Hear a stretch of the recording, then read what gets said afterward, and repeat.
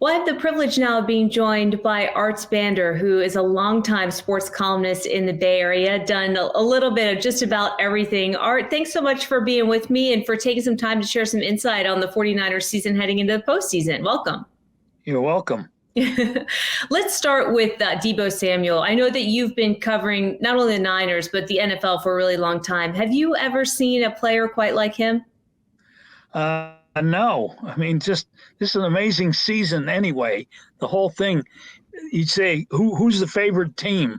And you'd probably say Tampa and maybe the Titans, but everything is up in the air. It's very crazy. What will the Cowboys need to do to limit his productivity this coming weekend?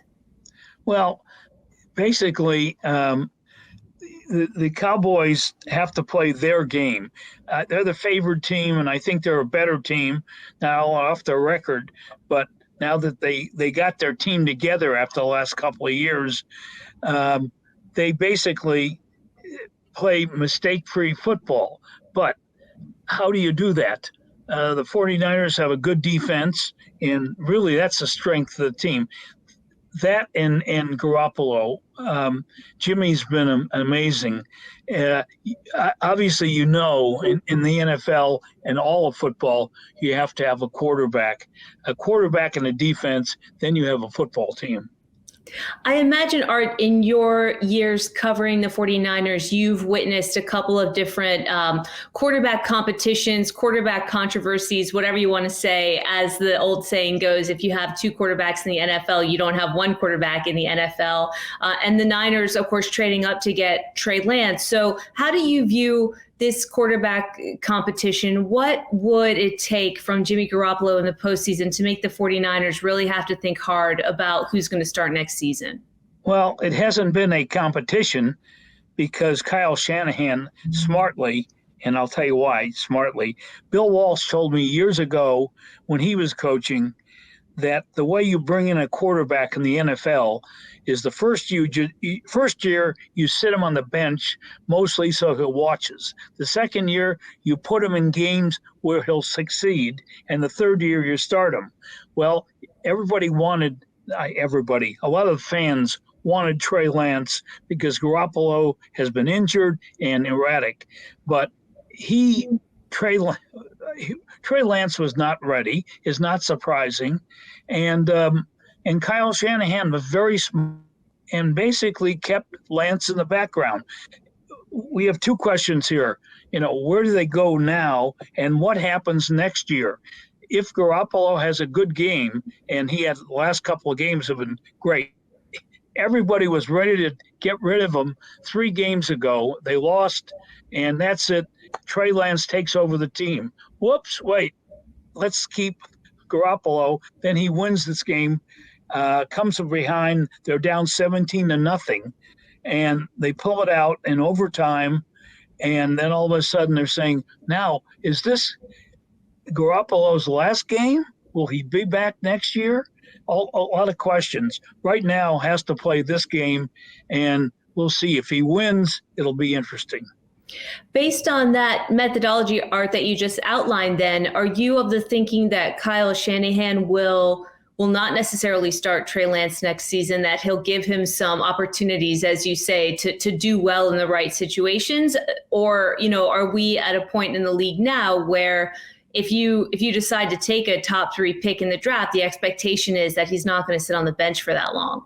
That I agree with that part, but the whole idea is to win games. And can Garoppolo win games? He's won some, and he got to the Super Bowl. Did not win the Super Bowl. And can Trey Lance win games? One thing is Kyle Shanahan has managed this very well. Could be a very difficult situation, particularly when your team is not winning. Fans and some of the media, one guy particularly, basically writing, start Lance, and he's unhappy that they don't. But I think Shanahan, because his father was a head coach and is schooled in how to play and how to coach a team, has been very patient and very intelligent about this. I think what I'm gathering here, Art, is maybe that you feel like Shanahan has even exceeded expectations or is maybe deserving of more credit than he's gotten, especially when you consider their win this past weekend. I mean, that's a team that they've now beaten 6 straight times. How much credit does Kyle Shanahan deserve for the way that they're playing right now and potentially a chance to make a little bit of noise in the postseason? Well, he deserves a lot of credit, as any coach in his situation would. Don't get this far without a good coach, whether it's a Belichick or anybody else, and not comparing coaches, but you have to have a coach that makes the team feel he's part of us and he's doing the right things. And I have a little, you might say, relationship with Shanahan because when he was picked, or when he was going to be picked, and the 49, I went down to the Super Bowl, as I do every year, and that was down in Houston. And I had a backpack with my computer in it, and I put it down next to where Shanahan was talking. Everybody knew he was going to be the next 49er coach. He was still coaching Falcons then as their offensive coordinator. Anyway, I put my backpack down, and accidentally I picked up his backpack, the same color, and everybody accused me of trying to sell secrets to Belichick. And anyway, and it became the joke, and over the years, so when the 49ers got to the Super Bowl a couple of years after he is hired, and I said, "What are you going to do with your backpack?" And he said, "I'm not going to let you touch it." That's a great story. How did you know that it didn't belong to you? Did you look inside it? There weren't any playbooks in there, I'm sure. No. What happened was I went back. They using the Astros ballpark as the facility for the interviews on Monday, media day, and so I went upstairs to what would be basically the level, and I get a phone call, my cell phone. Art, where are you? Warrior, and what's the matter? You have Shanahan's backpack. I do. I never opened it. Anyway, so I go back downstairs, and a guy from the Falcons comes up like I stolen something, grabs it. Well, it became, as you may know, and you probably know, there's nothing in the Super Bowl until the game. The two teams have all the lead-up games in the playoffs, and the interviews have been done week after week after week. So what is the story? No story, except people try to invent them. Anyway, this became the big story for about 4 days, that I had stolen the backpack. But it was in fact, I was writing for the Bay Area papers and my own website. The Newsday in New York said, "Please, we need a story on how you got his backpack." So you might say typical Super Bowl nonsense, but that's what makes the game fun. It is. And I wish that sports fans had a similar attention span to when they did maybe at that time, because you would love for a story like that to get 4 days worth of coverage in today's climate, where I feel like we're always on to the next. Because we're kind of having a nostalgic moment here, I think that there is a particular generation of sports fans who really remember 49ers and Cowboys postseason rivalries, particularly in the early 90s. And I imagine that you covered the team at that time and were certainly aware covering the NFL at that time. I mean, what do you sort of remember about the rivalry at that time? Well, actually, I go back into the late 60s. I'm old. So okay, let's start there. I didn't want to call you old. And the 49ers could never beat the Cowboys. And then you had the catch. And that was actually, I guess, 40 years ago this past weekend. Mm-hmm. And they played at Candlestick Park, and the 49ers were trailing, and Montana throws, and touchdown, and everything changes. And then the 49ers, basically, that was 1981, January of 82, the 81 playoffs. From there, the 49ers became so-called team of the 80s, whatever that is, just a slogan, but very good. And then basically, then in the early 90s, they ran into the Cowboys, and the Cowboys had Aikman and that team, and they started beating the 49ers again, a couple of playoff games. But Bill Walsh told me once, if a coach lasts 10 years, he's doing a great job, because either the fans get tired of him because he loses, or the players get tired of him because they've heard stories and they've heard all the instructions, so they don't pay attention anymore. But anyway, there was a lot of paranoia here in the Bay Area. They couldn't beat the Cowboys, and finally did. And Montana to Dwight Clark, and some mention happened, I guess, 40 years ago this past weekend. The catch went down in history, and the 49ers went to the Super Bowl and won it. What does this rivalry look like to you now? Well, they haven't played for a while, and neither team has been very, 49ers got to the Super Bowl a few years ago. Good. As we know, the Patriots and Tampa Bay have been the dominant teams. And so it was like, okay, and what's happened to the Cowboys? Every time you read about it, Dak Prescott was hurt, or this guy was out, and Jerry Jones was upset, and then I saw he made a promise. So it looks like the Cowboys have built back up. The 49ers, I think, are a decent team, and anybody could win now, but they're not a Super Bowl caliber team in my estimation. Have you been able to gather anything about how Jimmy Garoppolo's hand is since the win this past weekend heading into this weekend? Well, it was certainly good enough last Sunday. The question was whether he was going to play.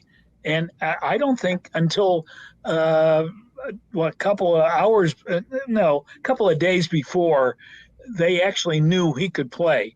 And these athletes, as you well know, that they want, and that makes them, that's what makes them great, is that they refuse to sit back and they say, you're too beat up, I'm going to play.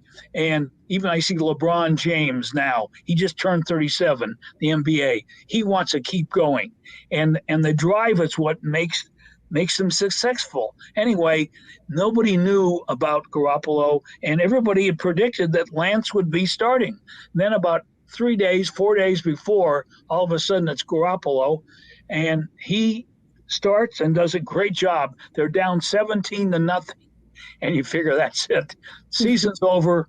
And I was watching the game and told my wife, that's it, they're finished for this year. Trey Lance will take over. Boom.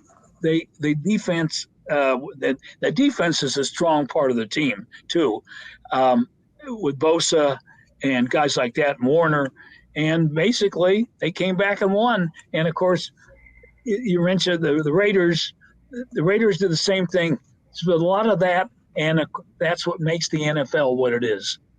So what percentage would you give them this weekend, Art, to beat the Cowboys? I guess I ought to be an odds maker here. I don't know. I give them a good chance, but let's say 55%. I mean, the Cowboys are a better team. They have a better record, but they've been incredibly erratic. They play well against the NFC East and not against everybody else. So it'll be a tale of two quarterbacks, really. But the great thing about the Cowboys has been their defense, and that's been the strength of the 49ers too. And just a story, years and years ago, John McKay, who became the Tampa Bucks' first head coach, when he was coaching USC, that's how far back I go, and he told me, you don't know anything about football, in a few obscene phrases. And he said, I'm going to teach you a few things. And the last thing he told me, and I've written this and told other people, he said, you win on defense. If the other team doesn't score, you'll never get worse than a 0-0 tie. And you look at every great team, the Patriots, when the 49ers were good, they all have defenses. The Steelers, the steel curtain over the years, because it's much easier to knock a pass down than to catch one. You know, as a member of the Pro Football Writers Hall of Fame and a man who's honored by the PGA with a Lifetime Achievement Award, a longtime sports columnist, I can't let you go without maybe one or two more stories if you have them in you, Art. I mean, as you think of the arc of your career and some of the fantastic moments that you've covered in sports, Bay Area or otherwise, what is at the top of your list, your Mount Rushmore, in terms of things that you've experienced? It's difficult. I've seen so much. I've seen every one of Tiger Woods' majors. I covered the 1980 Winter Olympics when the U.S. beat the Soviet Union. Maybe you might say from local standpoint, the 49ers finally winning, maybe the Giants winning, and it's Steph Curry breaking the three-point record the other day. You see so much stuff over the years. One of the things I appreciate athletes. Whether it's Jack Nicklaus, whether it's Joe Montana, whether it's I'm just trying to think. So many people. Whether it's a great skier, it's hard to. But you understand how good they are, how much work they put into it, and wanting to come back. Klay Thompson just came back to the Warriors, and he missed basically 3 years. Didn't look like first he injured his leg, and then he tore his Achilles. And you figure, is it all worth it? And they believe it is. And great to see an athlete return after a serious injury, because their body is their career. And where the rest of us say, oh, I'll get better, and in a couple of years I'll feel good, they don't have a couple of years. Have you ever seen over the course of your career, Art, a player that is more adored by his teammates and seemingly the general public than Klay Thompson? He's right up there. It's hard to say. I think everybody appreciates Klay. He lives in the Bay Area, lives on part-time on a boat, has a dog, walks the dog on the beach, and people see him. And it's interesting that as much we have a lot of unfortunate stories, athletes and football players and et cetera, but when the guy, and women too, when they are part of the community and as well as successful, Johnny Miller, the golfer, is another one. He was a Bay Area guy. I covered him for years. Very cooperative, and the cooperation is what makes them interesting.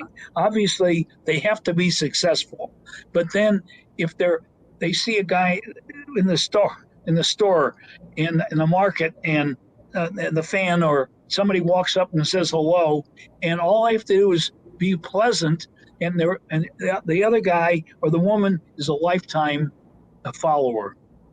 Yeah, I think a lot of people felt that way, Art, about John Madden as well, that he was a larger than life figure, but had an approachability that people really respected. And so in your mind, Klay Thompson is a current example of what feels sort of nostalgic with the way that we're inundated with social media. So you still believe that an athlete's ability to connect to a community, to be available, to go walk the dog, as you say, on the beach, pays dividends in a climate today where really it seems like whatever you do on whatever platform is the only thing that seems to matter or resonate. You still feel like that connection exists? Yeah, I do. And you mentioned Madden. I didn't think of John. I covered John, and over the years, I covered the Raiders, and he was the type of guy. A lot of football coaches will look at you, and you know they didn't like something you wrote, but they don't say. Bill Walsh used to say, "I don't read the papers," but he knew what you wrote. And Madden would come running up to you. I wrote for the Chronicle, then became the columnist at the Examiner, but I was the beat person for the Raiders, and John would come running up with the sporting grain and stuff and put it in my face and said, "You're wrong." But my favorite Madden story, and I used this the other day when I wrote about him after he died, was the fact I was crossing this got 15 years ago or so. I'm crossing the Bay Bridge, and I live in Oakland, and he lived in Pleasanton, out in the valley on this side of the bay. So we're both crossing the Bay Bridge, unknowns to each other, and I'm in the middle lane, and I'm backed up. There's like you at the toll terminal. You have to wait. Nowadays we all have automatic passes, but I didn't then. So I'm waiting, and I hear honk, honk, honk, and a guy's about 4 lanes over yelling, "Art, Art!" It's John Madden. He had seen me pass him, and so he's waving, and he's so excited. These were the great stories, and Madden was just fun. I wrote this too. Madden made sports fun, and that's what sports are supposed to be. Of all your decades covering sports, Art, which decade was the most fun for you? I mean, was it those Madden years covering him? Well, those were great years. Covering the 49ers I'm trying to think. The 49ers and the team in the 80s, it's always, I'm not a fan per se, except for UCLA, and that I don't, just because I went there. But you don't, when you cover events and cover teams, you know, they say, who are you rooting for? Or they say, that's your team. That's not my team. My team is the newspaper.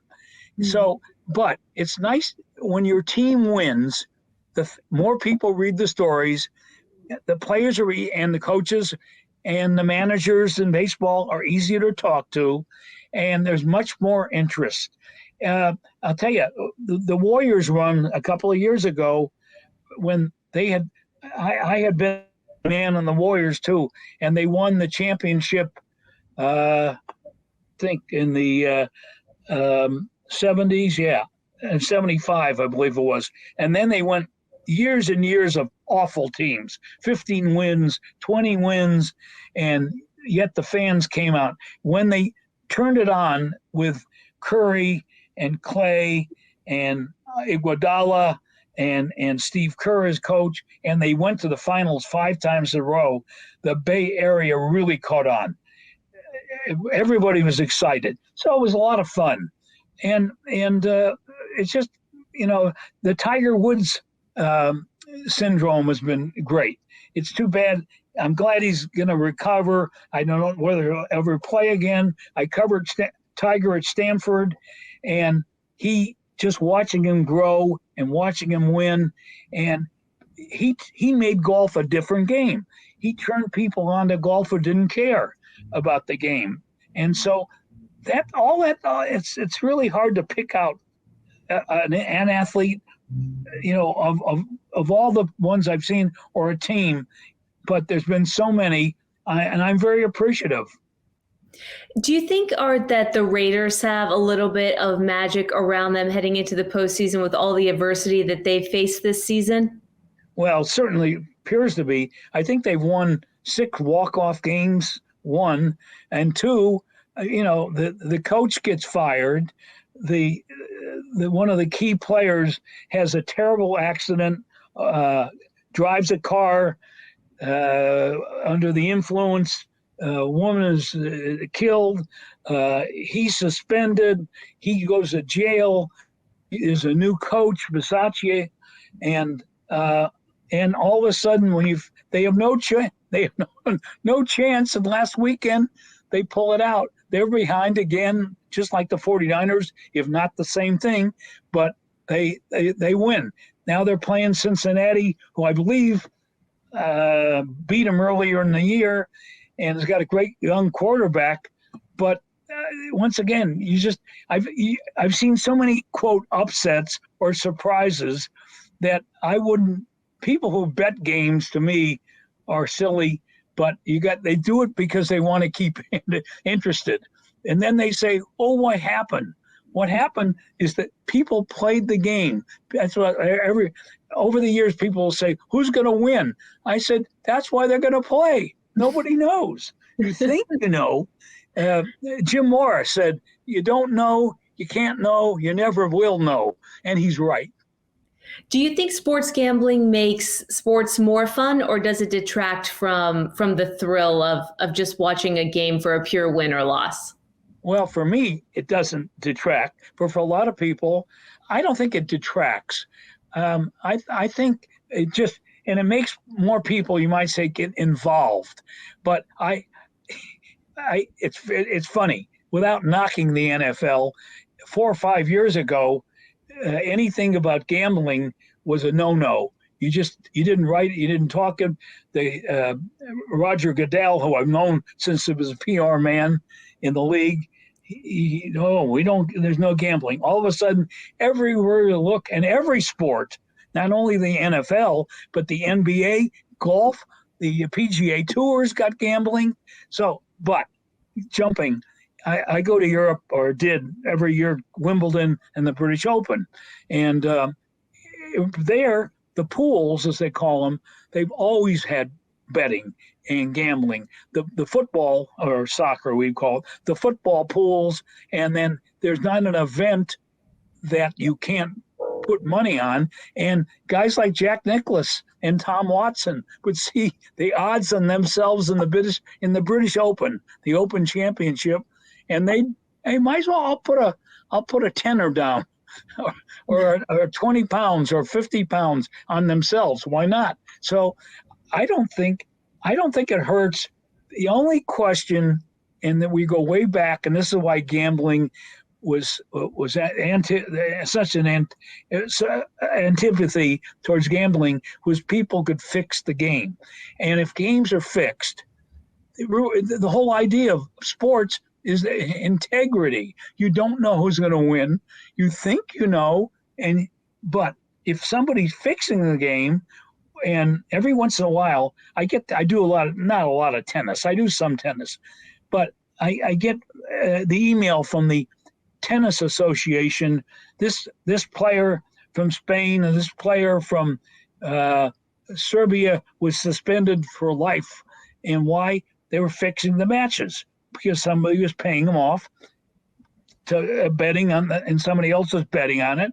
But basically, the number one thing in sports is integrity, and is everybody trying his best, and or her best, and I'd say 99% they are.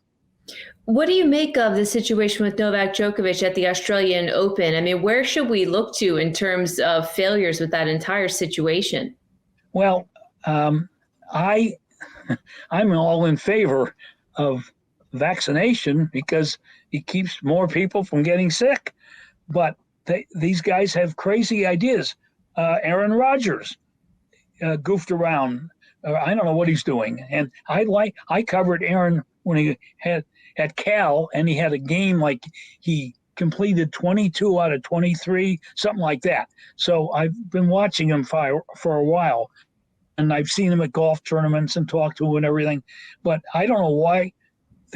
It's very funny. When we're kids, very young kids, we're in the hospital, we get smallpox and all these vaccinations. And then when polio came along, vaccinations, everybody was enthralled because you couldn't go out in the summer. Parents were afraid to let their kids play with each other or go to the swimming pool. Oh boy, now we have a vaccine for polio, and you can do what you want. So here you have a vaccine, and Djokovic, he's a great tennis player, crazy ideas, and the whole thing, boy, it got the Australian Open and got Djokovic more publicity, if negative, than anybody could have imagined, because it was botched up so much. Did the Prime Minister of Australia say it's okay, and somebody else said no, it isn't, and then a guy at the when he arrives at the border guard says, "You're not going in there," treating him like, you might say, a guy who's trying to sneak across, and then he gets stuck in a little room, a detention. It's been a great story, but a terrible story at the same time. So will it make anybody change his or her mind on getting vaccinated? No. Can you leave us with one great Art Spander sports story before we let you go? I'll give you a sort of quasi-negative. I had a 1983. I became the golf writer by accident, and I was doing the 49ers and the Raiders and the NBA. And that was before I became a columnist. And a columnist, of course, then you do all sports. But I had gone to Cleveland, and the PGA was in Cleveland. And I get to the driving range, and a guy, we're still friends. But anyway, he sees me and says, "I saw what you wrote about me." And I picked up a 5-iron and waved it at me. I'd have hit you. But the day before I had arrived in Cleveland, I had tried to interview a 49er player named Ken Willard, who was holding out. And he wouldn't talk to me. But I can hear him telling his mother, "Tell him I'm not here." So, I'm a smart aleck and persistent newspaper guy, and so I write about Ken Willard. And that weekend, the PGA's in Cleveland, the 49ers are playing an exhibition game in Cleveland. They say, "You do it, you're there." And then I'm going to fly to New England to do a Patriots Raiders exhibition game, or the preseason. But I know they call them exhibition games, they're not. Anyway, so I get to the locker room after the game, and Ken Willard, who's got on, sticks his helmet bar under my nose and says, "I saw what you wrote. I didn't lie," or something like that. So that's my second threat. Then I fly to New England, and the old Schaefer Stadium, the locker room was in the middle of a sort of an uprise, and you walked on the dirt path on either side, or steps, and George Blanda was still kicking for the Raiders. He was in his 40s, and the Raiders trained at in Santa Rosa at a motel, and basically all Blanda did was kick a few kicks. He was in his early 40s, and go sit by the swimming pool the rest of the day. And this is training camp. So I mentioned George Blanda warmed up for the season by swimming. And of course, in this preseason game, he misses a field goal that in overtime. In those days, they had tied. And so he sees me and chases me around as much as you can. So it was my weekend of getting threatened by three people in two different sports. I'm so glad that you've dodged so many bullets, as they say, so that you could be here to have this conversation with me today. Art, thank you very much. What a fun trip down memory lane for you personally, and what an incredible career that you've had. Thank you. With us, and best of luck as you continue to cover the 49ers and all things Bay Area heading into the postseason. Yeah, I hope so. We'll see what happens. Should be a great game in Dallas. Hope so. Thanks, Art. Thank you, Coach.